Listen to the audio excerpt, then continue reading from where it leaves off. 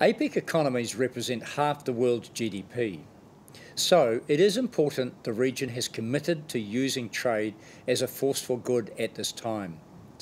We know nobody is safe until everybody is safe from COVID-19. And we know trade must be at the heart of our health response and our economic recovery. Going into the APEC Ministers Responsible for Trade meeting, it was my ambition as Chair to deliver a response to meet these unprecedented challenges. Tonight, we did just that. Collectively, we agreed to act now to speed the flow of vaccines and vaccine-related goods. We will work to eliminate trade restrictions that increase their costs overall. We agreed a set of guidelines for customs authorities to help fast-track vaccines and related goods through ports and airports, for example, by digitising paperwork required at the border.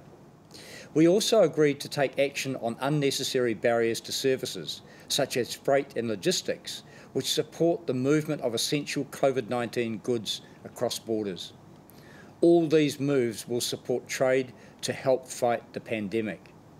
Having certainty in trade more broadly is also crucial in these uncertain times.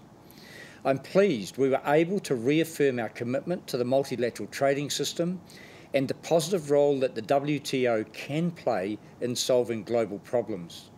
In particular, APEC economies will work proactively and urgently at the WTO to ensure trade rules can be deployed to combat the pandemic, such as temporarily removing intellectual property protections for vaccines.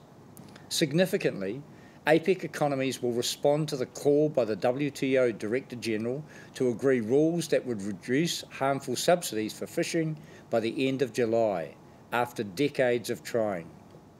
We have taken action on trade and climate change. There is also a shared focus on reforming fossil fuel subsidies, which are contributing to climate crisis. We also agreed to take a fresh look at how we would encourage trade in goods and services that benefit the environment. In short, trade ministers from across APEC have worked together to respond to the crisis and to address many of the most critical issues facing us all, not just today, but into the future.